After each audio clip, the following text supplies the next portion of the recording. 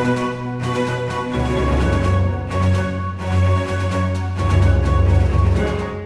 moças aí já estão prontas, né, para ser repórter. Glória a Deus. Aleluia. Queridos, eu queria mudar um pouquinho a ordem. Normalmente a gente começa lendo a palavra de Deus, mas como eu vou ler algumas porções aqui grandes da palavra, então eu quero ir falando aqui, lendo na sequência, tá? O tema da minha mensagem é a soberania de Deus no sofrimento. A soberania de Deus no sofrimento. A gente vai usar como base o livro de Jó. Então a gente vai estar passando aí principalmente pelo capítulo 1, 2. Depois a gente vai para o 19 e termina, encerra no 42. Queridos, eu durante essas últimas semanas, como todo mundo, né? A gente tem visto tanta tristeza, tanta tragédia, né? Muito em função, né, dessa pandemia, desse Covid, tantas pessoas que agora a gente parece que não existe um padrão, né? É gente nova, é gente velha, é gente de toda a idade, e isso vai alcançando uma proporção assim que parece que antigamente, ó, alguns meses atrás parecia que estava distante da gente, né? Mas agora você começa a ver o amigo do amigo, a gente na família e tantas coisas em função disso, né? Eu tenho, assim, ultimamente também acompanhado muito a política no Brasil, estava até falando com ele sobre isso, e como você fica triste com as coisas que estão acontecendo, né? Parece que principalmente o Brasil parece que está retrocedendo, parece que está, né, andando para trás. Então é tanta tristeza em diferentes áreas da vida, né? Seja na saúde, seja na política, seja na economia. Então eu pensei muito sobre esse tema e eu queria fazer aqui algumas considerações aqui antes da gente entrar na palavra. A minha introdução vai ser um pouco extensa, mas prometo para você que até meio-dia a gente encerra, se Deus quiser. Algumas considerações aqui. A data desse livro ela é incerta. Tudo indica que foi mais ou menos nos anos 1500 a.C., na época patriarcal. Alguns estudiosos dizem que possivelmente Jó viveu no mesmo período de Abraão. É possível isso, tá? Mas a data 100% é incerta. O autor também é incerto. Possivelmente possa ter sido o próprio Jó, ou Eliú, um dos amigos de Jó, Moisés ou Salomão. E só uma curiosidade aqui, eu acho que principalmente aqueles que são assíduos assim, na escola dominical, sabem que a Bíblia ela possui 66 livros, 39 no Velho Testamento, 27 no Novo Testamento, e o que eu acho interessante são as divisões. O Velho Testamento ele é dividido em Pentateuco, históricos, poéticos, proféticos, e daí tem a divisão também dos profetas maiores e menores, né? E o Novo Testamento em os 4 evangelhos, histórico, cartas e revelação ou apocalipse, né? Por que eu estou dizendo isso? Porque o livro de Jó é considerado um livro poético ou de sabedoria, tá? E basicamente, queridos, a história toda de Jó, ela traz à tona aquela grande pergunta, aquela famosa pergunta filosófica. Se Deus é um Deus bom, se Deus é um Deus justo, se Deus é um Deus cheio de misericórdia, por que existe sofrimento no mundo? Por que existe tanta maldade, tanta tragédia no mundo? Então a gente vai perceber que o livro ele trata dessa questão principalmente. O livro também ele demonstra a soberania de Deus, nos ensinando que Ele é suficiente e digno de confiança em todas as situações da vida. Foi o que nós acabamos de cantar. E independente do que nós estamos vivendo, Deus, Ele é suficiente. Amém? Deus, Ele continua sendo Deus e soberano. Mesmo nas circunstâncias mais difíceis, quando nós não entendemos nada e quando nós não sabemos ou não temos a mínima ideia do porquê, né? Eu acredito que todos aqui, seres humanos como eu, já fez essa pergunta: por que, Senhor? Por que, Senhor? Né? Aquela velha frase lá no Brasil, né? O que eu fiz para Deus para merecer isso? Né? Todos nós fazemos essa pergunta. Outra coisa que nos ensina é que também não adianta confiar na nossa justiça própria, nas nossas obras e na força do nosso braço. A gente vai perceber que lá pelo capítulo 32, Jó, ele demonstra que ele tinha uma confiança muito grande nos atributos que ele tinha, nas qualidades que ele tinha. Ele se achava o cara. Ou seja, ele não imaginava que ele era merecedor daquilo que estava acontecendo.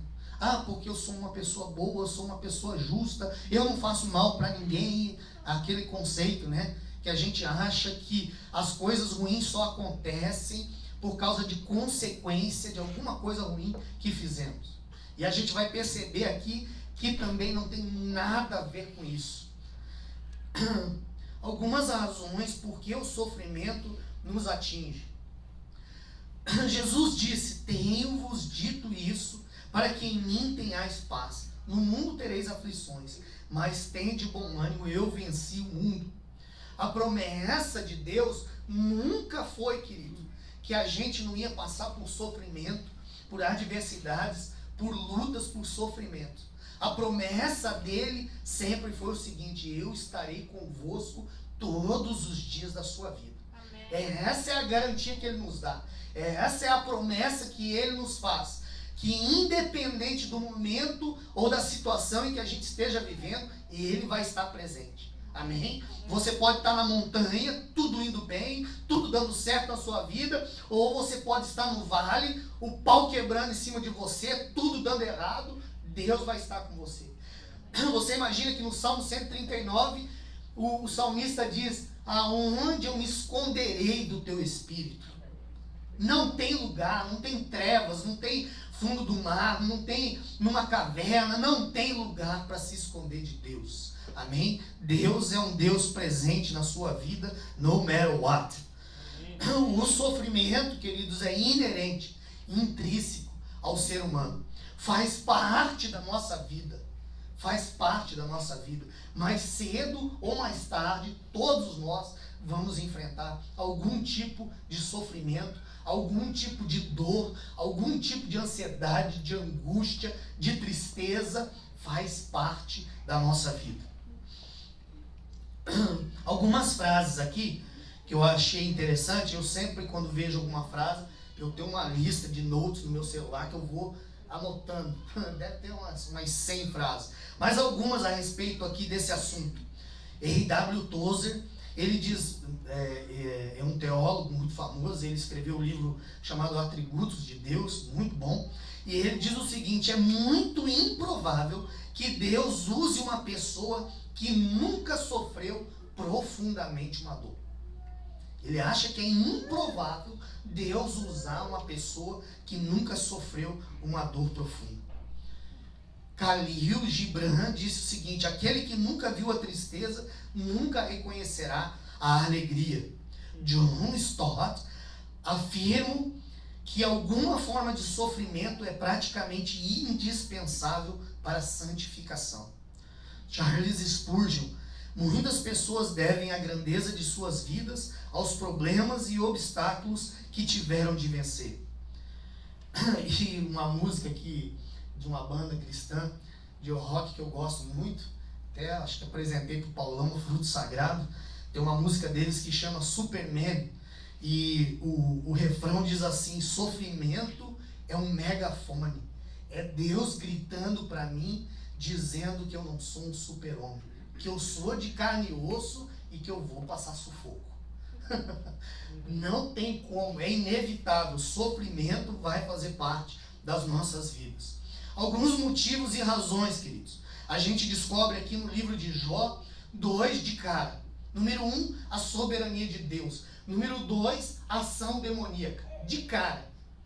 Outra, questões naturais. Né? É uma questão natural de humanidade. Mateus 5,45 diz assim: para que vos torneis filhos do vosso Pai Celeste, porque Ele faz nascer o sol sobre maus e bons e vir chuvas sobre justos e injustos. Eclesiastes 9,2 diz assim: tudo sucede igualmente a todos.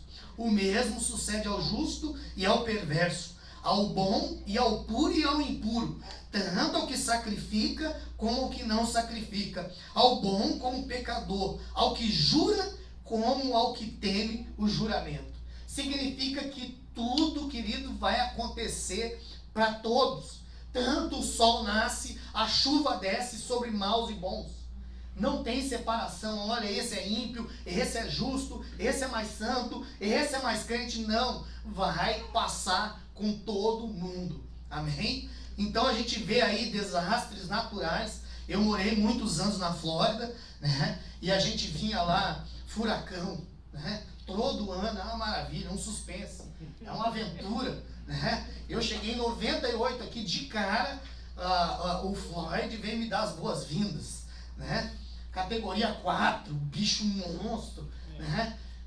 Furacão, ele não desvia da casa do crente, não. A enchente, o tsunami, não desvia da casa do crente, pega todo mundo. Esse Covid aí, essa praga, pega todo mundo, quem é crente, quem não é crente, quem está feliz, quem está triste, quem está na bênção, quem é rico, quem é pobre, pega todo mundo. Né? A gente vê doenças, divórcio, desemprego, falta de dinheiro, acidentes, prejuízos, é carro que quebra, né, é carro que quebra, acontece com todos, né? Acidente, esses dias para trás aí, a Bruninha e o Caleb sofreram um acidente, o cara passou no sinal vermelho, arrebentou, Civiane também, acontece com todos. Não adianta achar que a gente está mais, que a gente é mais protegidinho, porque a gente é mais preferidinho de Deus e nada vai acontecer na nossa vida. Não é assim que funciona. Até porque existe um propósito por trás. Então a primeira razão que eu diria é uma questão natural, uma questão de humanidade. A segunda coisa são as nossas decisões e as nossas escolhas.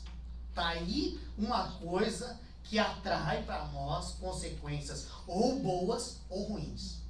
É inevitável. É por isso que na Bíblia, na palavra de Deus, o tempo todo, já começa em Gênesis, olha aqui, essa árvore está aqui, não coma dela. Porque se vai dar confusão, vai dar ruim, não vai por esse caminho. Aí já em Deuteronômio, Deus começa, olha, vocês têm a bênção e a maldição, a vida e a morte. Jesus vem, olha, escolha edificar sua vida sobre a rocha e não na areia. Escolha o caminho apertado e não a porta larga. Né?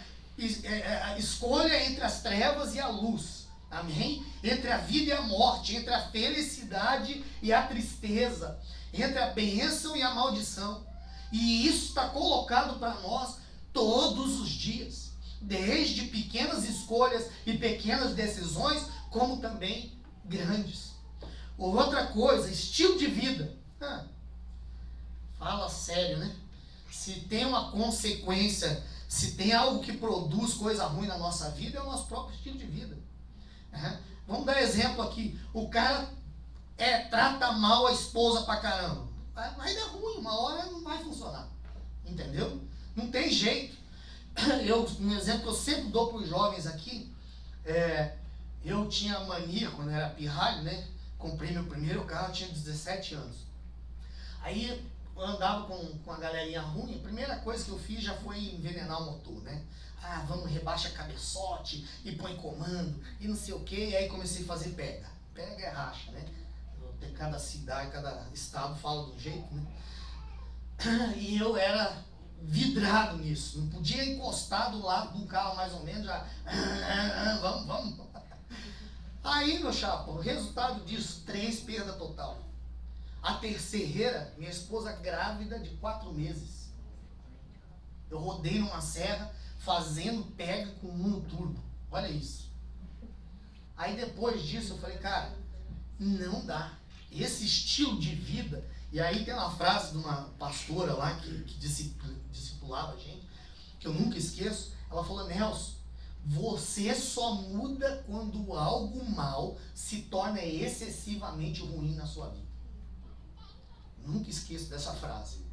Fala, esse é o resultado de ser teimoso, né? Aí o que eu fiz? Comprei um Fiesta 1000. Olha que maravilha. Aí nem que eu queria, nem que eu quisesse. Eu brinquei aqui com os jovens que você ligava o ar-condicionado na subida, o carro dava uma reduzida. De tão fraquinho que era. Eu escolhi ou subir ou um arzinho.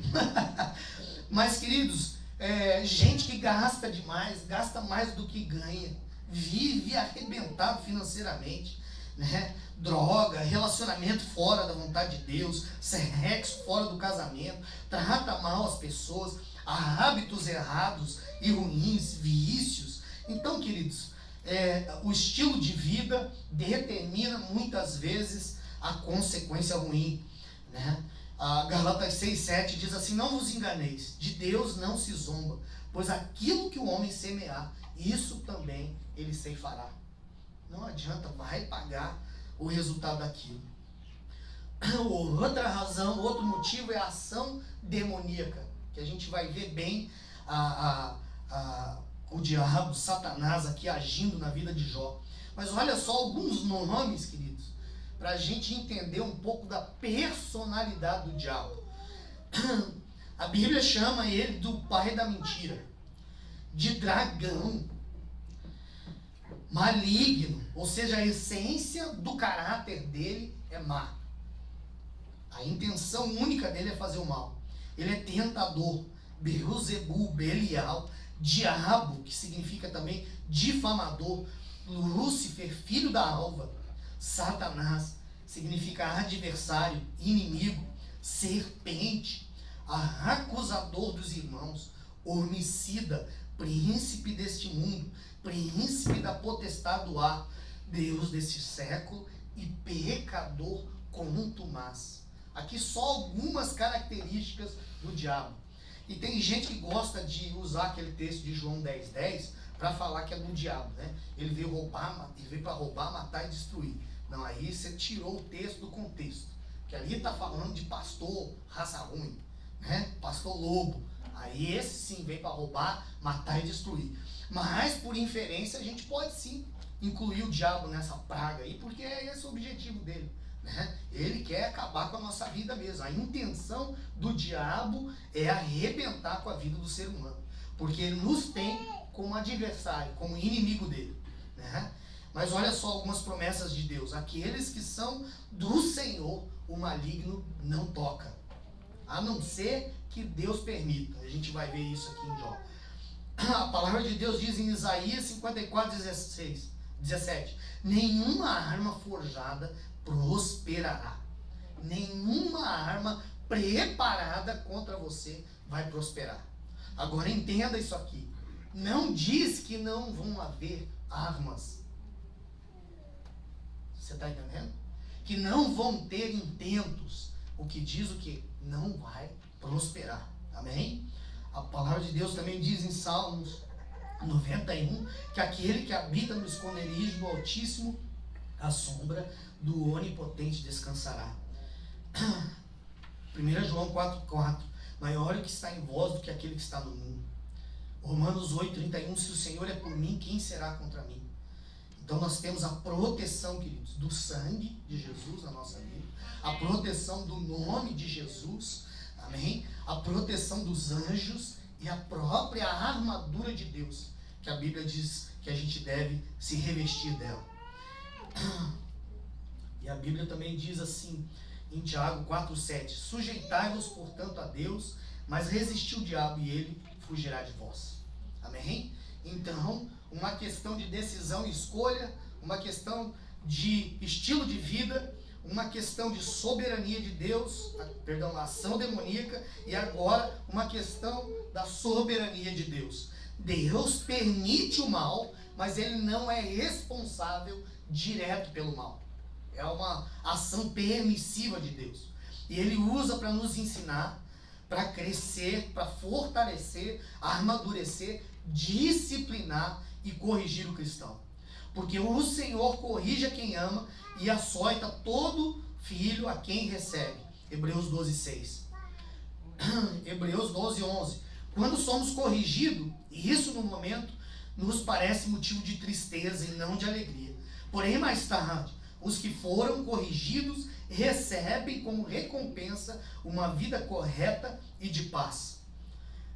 Outro texto que eu gosto muito a respeito disso, lá em Deuteronômio, capítulo 8, versículo 2 e 3, diz assim: você vai se recordar de todo o caminho pelo qual o Senhor teu Deus te guiou no deserto, esses 40 anos, olha só isso aqui, para te humilhar, para te provar, para saber o que estava no teu coração, se guardarias ou não os seus mandamentos.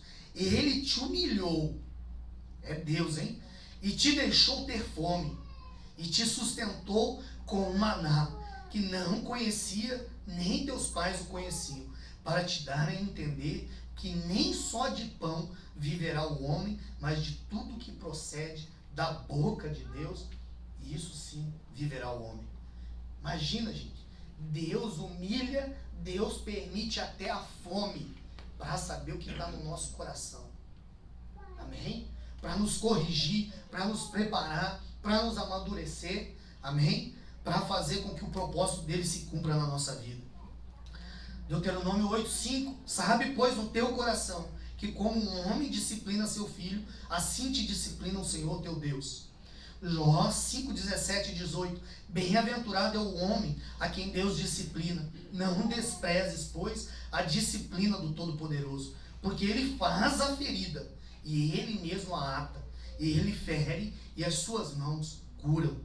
Olha só Oséias 6:1. Vinde e tornemo-nos para o Senhor, porque ele nos despedaçou e nos sarará. Fez a ferida e a ligará. Tem uma frase do John Maxwell que ele fala assim: nada desafia tanto uma pessoa quanto a adversidade. Nada desafia tanto uma pessoa quanto a adversidade.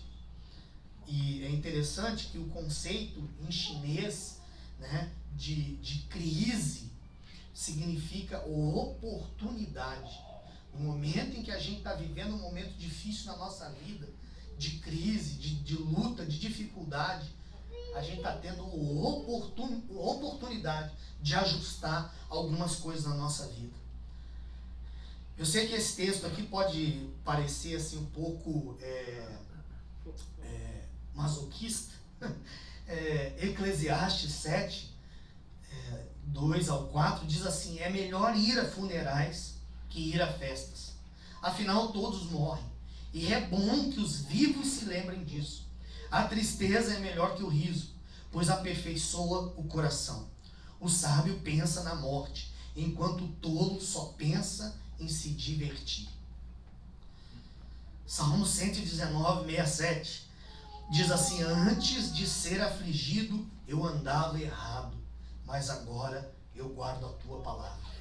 Às vezes é necessário na nossa vida Deus apertar, Deus arrochar em alguma área na nossa vida para a gente corrigir a rota.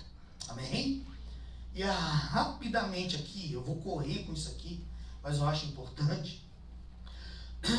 Na enciclopédia bíblica de teologia e filosofia sugere algumas razões, tá? Eu fiz um resumo de cada tópico aqui.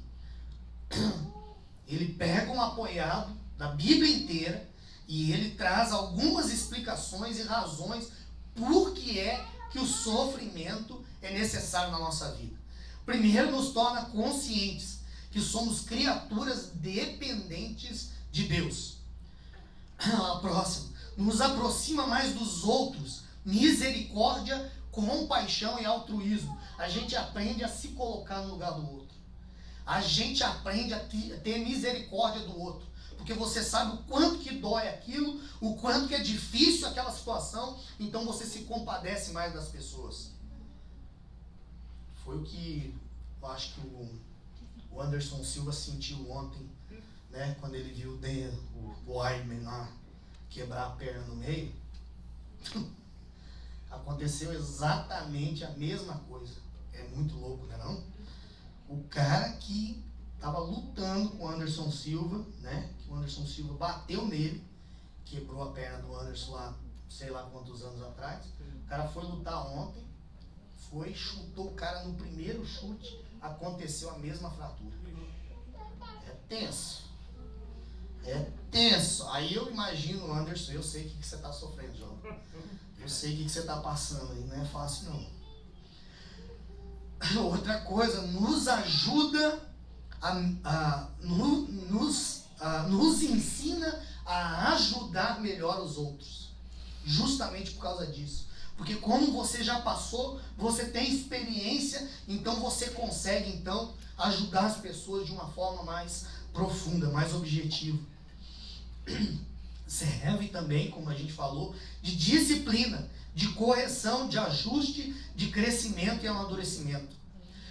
O resultado do mal pode ser de uma mal semeadura também, que é aquilo que a gente falou, escolhas e decisões e estilo de vida. A gente planta errado, então vai vir a consequência daqueles erros que nós cometemos. Consequência do pecado, a natureza maligna de uns contra os outros. Isso aqui é profundo demais, porque a gente sabe que a gente vive, todo mundo tem uma natureza maligna e pecaminosa, né? Que é inerente do ser humano. E por causa disso acontece o quê? Os homicídios, acontece as maldades, acontece roubo, acontece estupro, violência, todo tipo de desgraça por causa do pecado, né? Da natureza pecaminosa.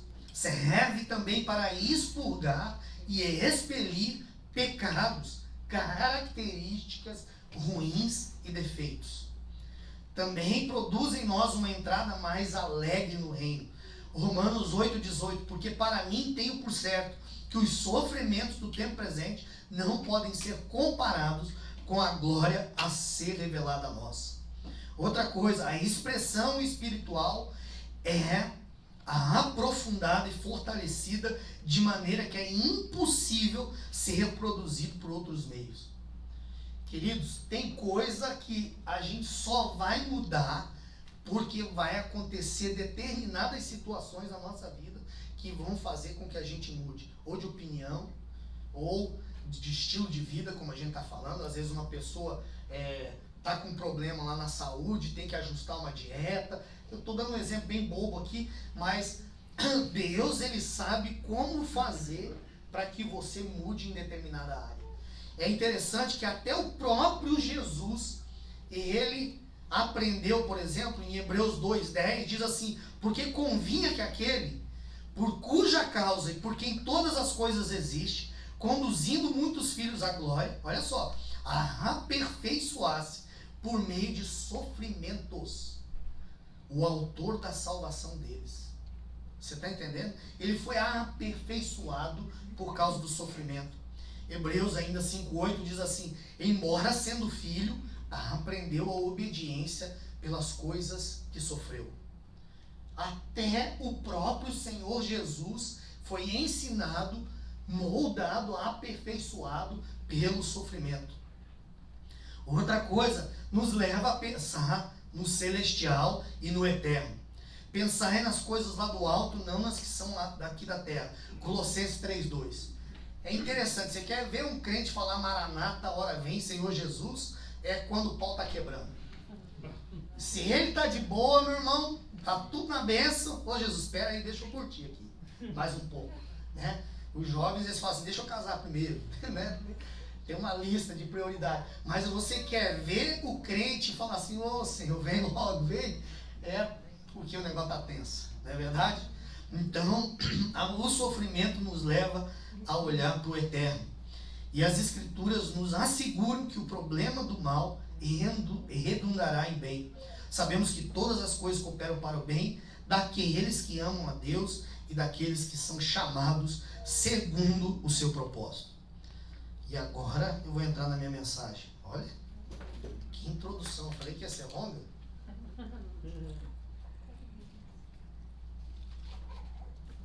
Agora vai ser a parte 2. Né? Dá para colocar 2 vídeos no YouTube. Outra coisa aqui, queridos. Um dos amigos, né, de Jó, ele chega à conclusão que o sofrimento é, com frequência, o meio usado para Deus purificar os seus. O propósito de Deus, portanto, é eliminar da vida de Jó toda a hipocrisia e levá-lo a confiar plenamente e exclusivamente em Deus. Então eu queria aqui agora, entrando na história de Jó, que a gente pudesse meditar aqui, real aqui, na história dele, tirar, né, extrair daqui alguns ensinamentos para nós, tá? Uma coisa aqui que a gente vai ver, vou ler rapidinho o capítulo 1, diz assim: havia um homem na terra de Uz, cujo nome era Jó, homem íntegro, reto, temente a Deus e que se desviava do mal. Aí ele vai dando uma lista aqui que nasceram-lhe 7 filhos e 3 filhas, possuía 7.000 ovelhas, 3.000 camelos, 500 juntas de boi, 500 jumentas, era também muito numeroso o pessoal ao seu serviço, de maneira que esse homem era o maior de todos os do Oriente. Aí vamos lá para o versículo 6. Num dia em que os filhos de Deus vieram apresentar-se, aqui os filhos de Deus está se referindo aos seres celestiais. Então por isso Satanás estava ali nessa reunião também, tá? Então num dia em que os filhos de Deus vieram apresentar-se perante o Senhor, veio também Satanás entre eles. Então perguntou o Senhor a Satanás: de onde vens? Satanás respondeu ao Senhor e disse: de rodear a terra e passear por ela. Perguntou ainda o Senhor a Satanás: observaste o meu servo Jó? Porque ninguém há na terra semelhante a ele, homem íntegro, reto, temente a Deus e que se desvia do mal. Aí começa aqui, ó. Deus, ele dá uma provocada no diabo, né? Você viu o meu servo? Cara top, hein? Cara reto, íntegro, se desvia do mal, temente. Esse eu posso dar testemunho dele. Aí olha só o diabo. Então respondeu Satanás ao Senhor: porventura Jó teme a Deus? Acaso o Senhor não cercasse concebe, né, com prosperidade, e ele, a sua casa e tudo quanto tem? A obra das suas mãos abençoaste, e os seus bens se multiplicaram na terra, e estendendo, porém, a mão, e toca-lhe em tudo quanto tem, e verás se ele não blasfema contra ti. Então olha só, o primeiro desafio que o diabo faz para Deus é o seguinte: olha, as pessoas só te amam, só te servem, só te adoram por causa daquilo que o Senhor dá. Por causa da prosperidade, por causa da bênção, por causa de um casamento, por causa de uma família. Então ele faz um desafio duplo para Deus. Tira tudo que ele tem, e aí a gente vai ver se ele vai ou não blasfemar contra o Senhor. Aí olha só, disse o Senhor a Satanás: eis que tudo quanto ele tem está em teu poder, somente contra ele não estendas a mão. E Satanás saiu da presença do Senhor.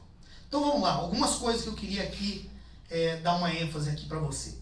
A primeira coisa é que ele era um homem extremamente próspero, um homem extremamente rico. Ele era um dos mais ricos do Oriente. E aqui, pelo número de animais que ele possuía, de servos que ele possuía, eu até fiz uma comparação boba com os jovens. Eu fui pesquisar quais são as maiores airlines, né? Aí a primeira airlines é a American Airlines, que tem 952 Boeings, né? Ou aviões. E aí vem na sequência a Delta, com 877, depois vem a United, com 753. Olha que cultura inútil que eu estou passando para vocês. Mas é só para comparar que esse cara tinha a maior empresa de transporte da época. Ele tinha de cara 3.000 camelos. Aí eu brinco que tinha... Misericórdia. Não vou repetir isso não, que já deu zebra aqui. Porque tinha jumentas, né? Aí, jumentas, tá, deixa pra lá. Mas aí eu fui pesquisar também de ônibus. Aqui eu acho que a maior companhia de transporte assim, de passageiro é a Greyhound. E eles têm 1.700 buses, né? 1.700 ônibus. Então, juntando o que esse povo tudo tinha aqui, não tinha o que ele tinha na época. Mais ou menos para a gente entender. Outra coisa que a gente vai perceber na vida dele é que, para a gente ganhar tempo aqui, eu vou só mencionar e vou citar. Jó era um homem extremamente devoto a Deus. Ele era temente a Deus, mas ele era também muito devoto a Deus. Ele era sacerdote da sua casa. E ele fazia com frequência sacrifícios pelo perdão dos seus pecados e também dos seus filhos.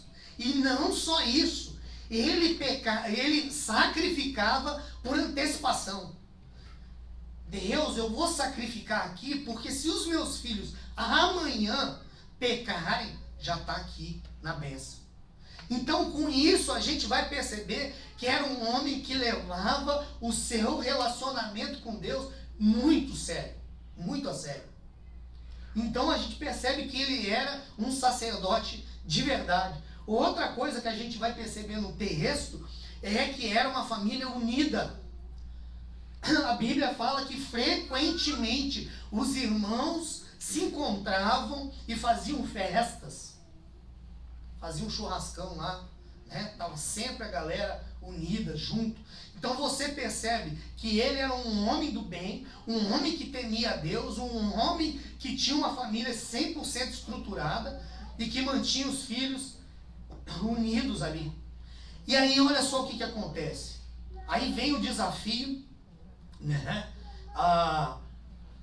Vem o desafio do diabo e fala assim: toque em tudo que ele tem, mas não toque nele. O diabo vem com uma fúria e bota para quebrar, mata os camelos, mata as jumentas, mata as ovelhas, mata todo mundo, mata os filhos, os 10 numa pancada, 7 filhos e 3 filhas. Aí você imagina, você está na sua casa, chega um servo e fala assim: olha, morreram todos os seus camelos e todo mundo que estava à sua volta, só sobrou eu. Daqui a pouco vinha um outro: olha, as suas ovelhas, só sobrou eu. Olha agora as suas jumentas, e só sobrou eu. E agora os seus filhos e as suas filhas, só sobrou, só restou eu.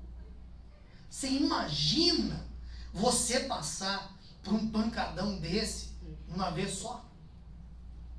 Gente, misericórdia, eu não sei o que é isso, nunca passei por isso, posso imaginar a dor, mas gente que perde aí bebê, às vezes 1 mês, 2 meses, 3 meses de gravidez, já é um trauma para a vida. Você imagina 10 filhos numa pancada? Meu irmão, é pro cara surtar. É para ele ter um ataque psicótico e ser internado com camisa de força. Não, é sério. Como é que o cara aguenta? É para surtar. E aí então o diabo faz toda essa zoeira, bagunça com a vida do cara todo, causa esse mal todo na vida dele. E aqui eu quero enfatizar uma coisa muito interessante, queridos. Deus, ele coloca limite no diabo. Ele fala: olha, você vai até aqui, tá entendendo? Martinho Lutero diz que o diabo é o diabo de Deus. E ele diz que o diabo é como um cachorro na coleira de Deus. A hora que Deus fala pega, pode pegar. Se vai ficar quietinho aqui, ó. Você não mexe. Tem gente que tem medo do diabo. Eu não falo que você deve desrespeitar, né, porque tem de tudo, né, nessas igrejas aí, né? Põe a cabeça aqui e tal, que eu piso, eu arrebento. Calma aí, meu irmão. Você tem autoridade, amém? Mas calma. Deus, ele coloca limite no diabo. Só faz aquilo que Deus permite. Você só vai até aqui. Então aqui a gente percebe que Deus determina até ali, o diabo vem, faz tudo isso que ele fez, destrói com tudo, mata tudo. E aí, olha só, que me impressiona é a resposta de Jó. Versículo 20.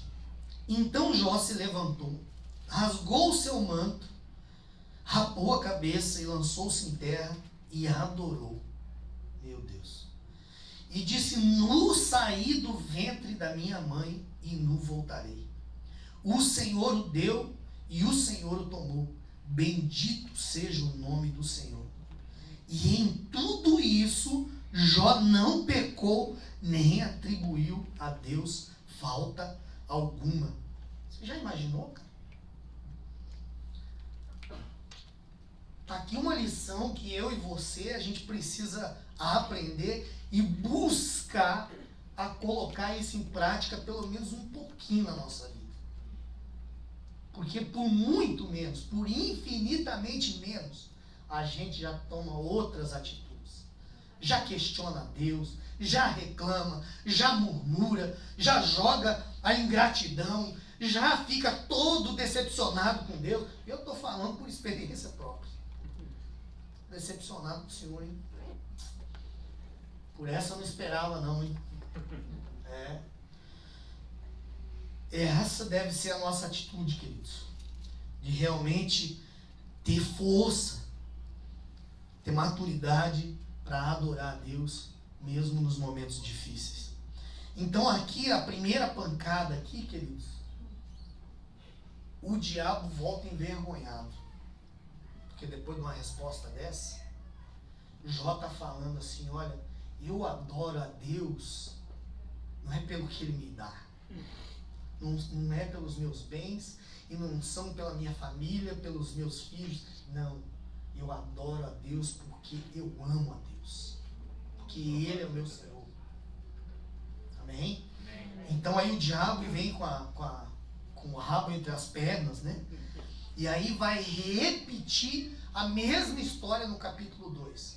Vai dizer ali que eles estavam reunidos e tal. Deus dá outra fustigada no diabo. Fala, viu? O cara aguentou firme lá, hein? Vergonha pra você, rapaz. Aí, olha só. O diabo, então, propõe segundo desafio para Deus. Aí ele conserva a sua integridade, capítulo 2, versículo 3. Ele conserva a sua integridade, embora me incitasse contra ele, para o consumir sem causa. Então Satanás respondeu ao Senhor: pele por pele, e tudo quanto um homem tem, ele dará pela sua vida. Estende, porém, a mão e toca-lhe nos ossos e na carne, e verás se ele não vai blasfemar contra ti na tua face. Disse o Senhor a Satanás: eis que ele está em seu poder, mas poupe-lhe a vida. De novo, Deus falou: você pode tocar agora na saúde dele, mas não mate. Aí vem o diabo, coloca uma espécie de uma lepra. Os estudiosos dizem que a mais ou menos 30 metros, 100 pés, se sentiu o cheiro da carne de Jó podre. E a Bíblia diz que o desespero era tanto que Jó se coçava com cacos de tijolos. Vai vendo. Aí agora o cara não tem absolutamente nada, não tem mais filho, não tem mais nada, não tem mais ninguém. E ainda enfermo. Aí olha só a outra resposta dele.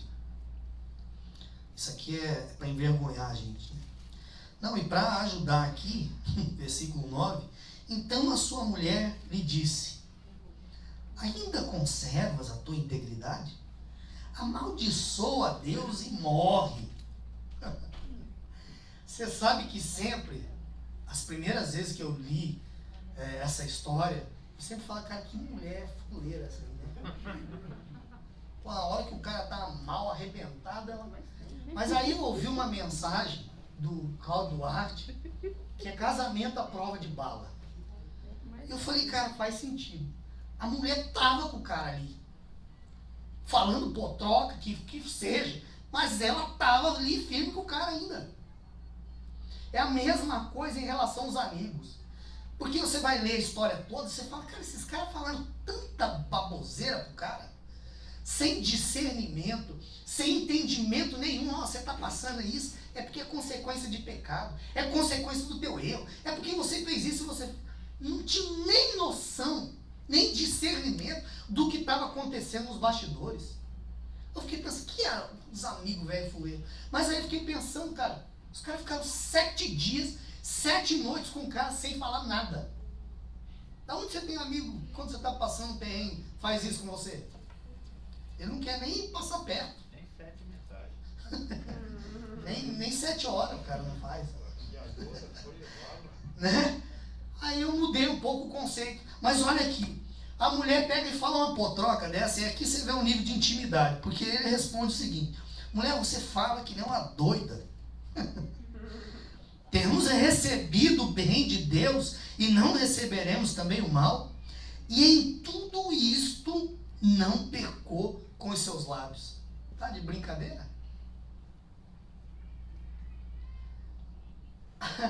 Você imagina o capeta vendo isso? Infeliz. Arranquei tudo do cara. Coloquei essa praga dessa doença nele e ainda ele vai me falar um negócio desse? Que abuso, hein? Perdeu mais uma. Mas o que eu quero trazer para você aqui, queridos, é que o primeiro desafio era dizendo o seguinte: olha, vocês só amam a Deus, só servem a Deus, só adoram a Deus por causa dos bens, por causa de prosperidade, por causa de família, por causa de casamento. Perdeu o playboy. O segundo, não, então tudo que o homem tem, ele vai dar pela sua saúde, pela sua vida. Então está dizendo o seguinte: a gente só adora a Deus, só serve a Deus, só teme a Deus ou só ama a Deus quando a gente está saudável. O outro desafio que ele pede e que a gente precisa aprender. E eu estou falando isso para você e para mim. A gente precisa aprender a amar a Deus, a adorar a Deus, a confiar em Deus em toda a situação da nossa vida. Amém. E tenho certeza, em nome de Jesus, que a gente não vai passar nem perto disso. Amém? Mas que a gente não negocie o nosso amor, a nossa adoração e a nossa fidelidade a Deus por muito menos que isso. Uma outra coisa que eu queria destacar aqui é que a palavra, as 2 vezes menciona que Jó, ele não pecou com os lábios. Isso chama atenção para nós. Cuidado o que você fala quando você está passando por luta e dificuldade. Porque Provérbios 18, 20 e 21 diz assim: as palavras sábias saciam como uma boa refeição. As palavras certas dão satisfação. A língua tem o poder para trazer morte ou vida. Quem gosta de falar arcará com as suas consequências. Né? Você vai se alimentar daquilo que você fala. Por isso, vigia o que você fala. Vigia o que você está falando. Vigia. Pensar é uma coisa, todo mundo vai pensar. Poxa, que difícil que isso. Mas na hora de falar, cuida com a murmuração, cuida com a reclamação, cuida com a ingratidão. Ficar amaldiçoando, xingando. Então o segundo desafio é feito. A esposa, a resposta. Aí eu queria ir com você aqui, que essa também é uma outra declaração que eu falo, cara, ô Jesus, me dá um pouquinho dessa fé aqui. João 19, 25. Olha só a declaração de fé desse cara. Porque eu sei que o meu Redentor vive, e por fim se levantará sobre a terra. Depois, revestido este meu corpo de minha pele, em minha carne verei a Deus. Tá de brincadeira? Depois que o cara tá passando por tudo isso, ou no momento em que ele está passando por tudo isso, ele consegue fazer uma declaração de fé e confiança em Deus. Eu sei que o meu Redentor vive. Eu sei que por fim ele vai se levantar e vai mudar essa realidade toda. Não sei se talvez nessa vida, nem que seja na eternidade, mas eu confio que eu tenho um Deus e que Ele está no controle absoluto de todas as coisas. Que Ele é soberano, que Ele não perde o controle. Deus é Deus, independente dele fazer, dele não fazer, de agir ou de não agir, ou de ficar em silêncio, ou de falar. Deus é Deus e sempre será Deus. Amém. E que a nossa oração hoje possa ser essa: Deus, me dá esse coração, me dá essa fé, Senhor, que eu possa passar por essa vida, independente de qualquer coisa, a despeito de qualquer coisa, falar assim: eu confio em Deus, eu sei que o meu Redentor vive, e uma hora vai acontecer alguma coisa. Eu preguei uma mensagem para os jovens há algum tempo atrás: não desista de fazer a coisa certa. Não desista. Uma hora vai acontecer. Uma hora vai dar certo. Uma hora você vai colher. A Bíblia diz em Salmo 126 o quê? Que aqueles que semeiam com lágrimas, com júbilo, ceifarão. Amém? Então não desista, não desanime de fazer a coisa certa. Que você possa expressar confiança em Deus. Agora, para encerrar aqui, vamos lá para Jó 42, que aqui começa o processo de restauração de Jó. E aqui tem algumas coisas bem interessantes aqui. 42:1 diz assim: então respondeu Jó ao Senhor: bem sei que tudo podes e nenhum dos teus planos podem ser frustrados. Existia um propósito por trás de tudo isso que Jó estava passando. Por trás disso que Jó viveu, essa experiência. Só que é lógico que no momento que está vivendo, não tem discernimento, não tem entendimento, não sabe o porquê, o que está acontecendo e o porquê está acontecendo. Mas ele fala aqui: olha, eu sei, Senhor, que tudo o Senhor pode e nenhum dos teus planos podem ser frustrados. E aí vem uma outra coisa aqui, que Jó ele se arrepende. No versículo 6 ele diz assim: por isso eu me abomino e me arrependo no pó e na cinza. Independente da justiça própria dele, porque ele achava que não merecia, ele achava que ele era inocente, que ele achava o que fosse, ele entendeu que o caminho era o arrependimento. Queridos, eu contei isso para os jovens aqui, primeira vez que eu li a Bíblia, lá em 1994, já falando a idade, né? Vamos estar velho já. Quando eu me converti, e eu sempre fui muito curioso com o negócio de número. E eu lembro que a primeira vez, até mostrei para o meu filho, a primeira vez que eu li o livro de Jó, eu fui anotando quantas perguntas que Deus fez para Jó. Ao todo foram 73 perguntas. Porque Jó só queria saber: Deus, por quê? Deus falou: não vou te responder, agora você que vai me responder. Onde você estava, Jó, quando eu criei o mundo, hein?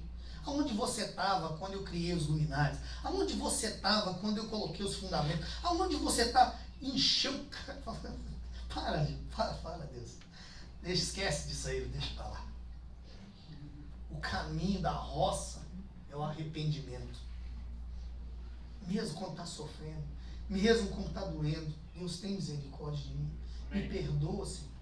Me perdoa pelas minhas atitudes, pelo que eu falo, pelo que eu penso, pelo que eu faço. Me perdoa porque eu estou tendo uma atitude ruim em relação a isso. Uma reação que te desagrada, que entristece a ti. Então o caminho, queridos, que eu vejo da restauração é o arrependimento. Amém. Versículo 5, olha que lindo isso.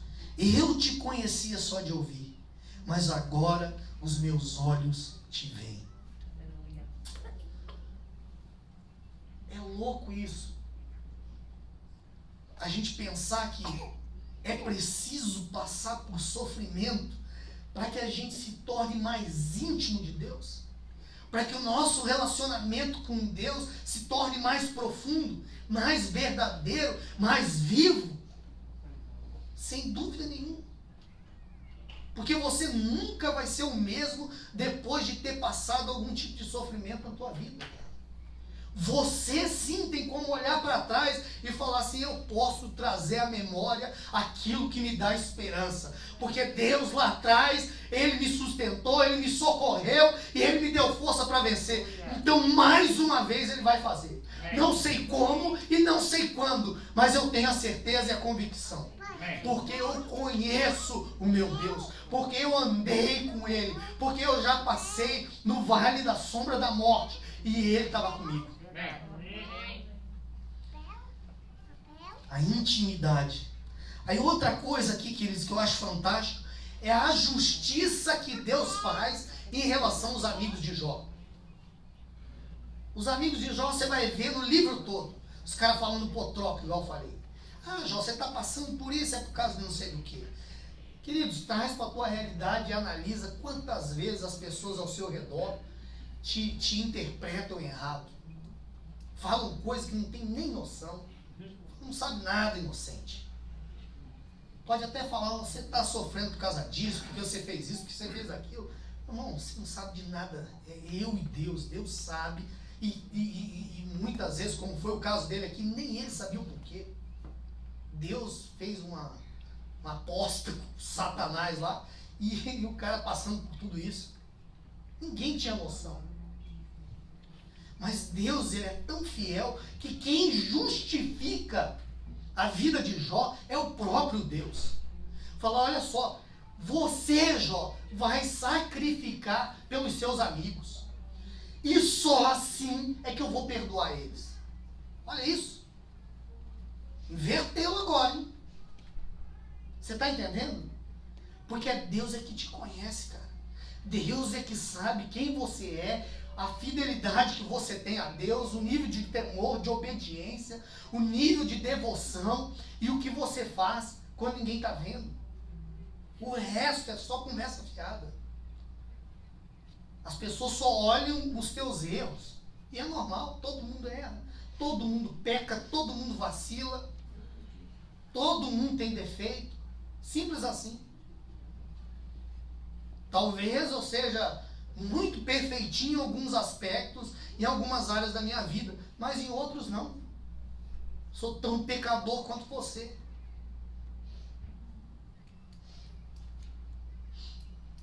E aí Deus então justifica. Tendo o Senhor falado essas palavras a Jó, o Senhor disse também a Elifaz, o Temanita: a minha ira se acendeu contra ti. Olha só, Deus dando bronca nos caras. E contra os teus 2 amigos, porque não dissestes de mim o que era reto, como o meu servo Jó. Tomai, pois, 7 novilhos e 7 carneiros, e ide ao meu servo Jó, e oferecei holocausto por vós. O meu servo Jó orará por vós, porque dele aceitarei a intercessão, para que eu não vos trate segundo a vossa loucura. Porque vós não dissestes de mim o que era reto, como o meu servo Jó. Ele sempre fala: como o meu servo Jó. Vocês se colocaram numa posição de melhor do que ele. Então foram Elifaz, o Temanita, Bildade, o Suíta, e Zofar, o Namatita, e fizeram como o Senhor lhes ordenara, e o Senhor aceitou a oração de Jó. E agora falar igual o Luciano Subirá, para parecer que está terminando. Vamos ficar de pé? A última coisa, fica de pé mesmo.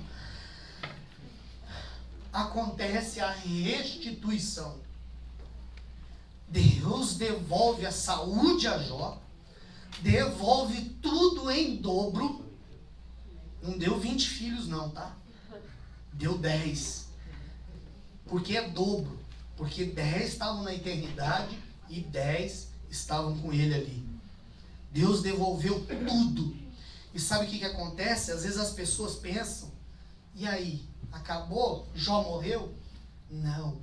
E ainda viveu Jó 140 anos. Amém? Queridos, que a gente possa ter aprendido alguma coisa nessa manhã. Amém? Em nome de Jesus. De murmurar menos. Se arrepender mais. De ser mais agradecido. De adorar a Deus. De expressar confiança a Deus. Mesmo nas situações mais adversas. Amém? Feche teus olhos, queridos. Vamos cantar essa canção. E em seguida eu quero orar com você.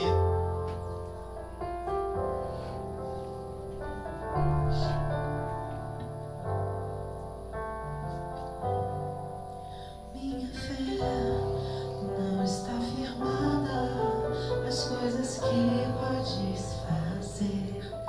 Eu aprendi a te adorar pelo que és. Dele vem o sim, o amém. Somente dele, mais ninguém. A Deus seja o louvor. Se Deus fizer, Ele é Deus. Se não fizer, Ele é Deus. Se a porta abrir, Ele é Deus. Mas se fechar, continua sendo Deus. Santo sabe Ele é Deus. Se curar eu vou. Ele é Deus. Se tudo der certo, Ele é Deus. Mas se não der, continua sendo Deus. Aleluia. Queridos, eu queria fazer 2 apelos aqui. Primeiro, para aqueles que sentem que precisam pedir perdão a Deus mesmo. Deus, eu quero te pedir perdão porque eu estou sendo muito injusto contigo. Estou sendo muito ingrato. Eu tenho reclamado demais. Eu tenho murmurado demais, sem razão, sem motivo. E o outro apelo, queridos, é para você que está vivendo um sofrimento muito difícil na sua vida.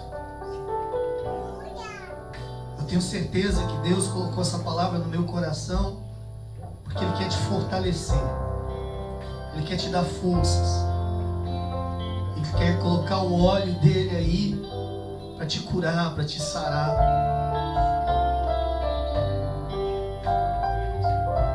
Pai querido, Pai amado, Espírito Santo de Deus, Deus, colocamos as nossas vidas diante de Ti e te pedimos perdão, Senhor. Tem misericórdia de nós. Em nome de Jesus Cristo. Deus, às vezes reclamamos por tão pouco, Pai. Murmuramos por tão pouco. Muitas vezes esquecemos, Senhor, ó Deus, de olhar para as bênçãos e bênçãos que o Senhor tem derramado sobre as nossas vidas. Tem misericórdia, Pai. Tem misericórdia, Senhor. Perdoa as nossas vidas, Senhor. Arranca de nós, Deus, toda murmuração, toda ingratidão. Em nome de Jesus Cristo, Pai. Deus, enche o nosso coração de gratidão. De te louvar pelas coisas boas, por tudo que acontece na nossa vida, Pai. Deus, nos dá esse coração de passar pelo que passar, Senhor. De experimentar o que experimentar e ainda assim te amar, te servir, te adorar de verdade, Deus. Em nome de Jesus, em nome de Jesus. Oh Deus, eu coloco, Senhor, a vida daqueles que estão passando, estão vivendo algum momento de sofrimento, de tristeza, de angústia, de ansiedade, de tristeza, de depressão, por causa de perdas, por causa de injustiças. Senhor, tem misericórdia, Pai. Tem misericórdia, Senhor, das nossas vidas. Tem misericórdia dos teus filhos. Se você conhece alguém, queridos, que está está mal, está passando por algum momento difícil, coloca essa pessoa diante de Deus agora. Deus, fortalece, Senhor, a vida do meu irmão, a vida da minha irmã. Dá forças, Pai. Oh, Deus querido, vem com a tua provisão, vem com o teu cuidado, Senhor. Abre portas, Senhor, em nome de Jesus, em nome de Jesus, Pai. Nós suplicamos a Ti, clamamos a Ti, Senhor, em nome de Jesus Cristo.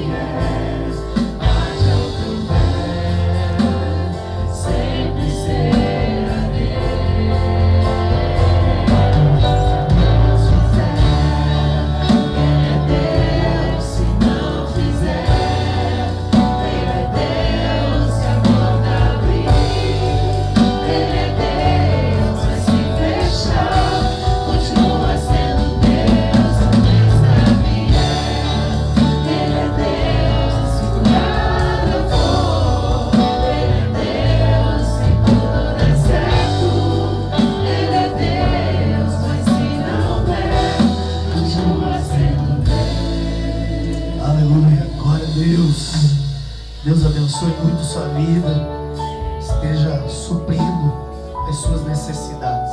Em nome de Jesus, um bom domingo, uma boa semana. Amém? Que o amor do Pai, que a graça do nosso Senhor Jesus e que a consolação do Espírito Santo esteja sobre vós e sobre vós permaneça hoje e sempre. Em nome de Jesus. Deus te abençoe.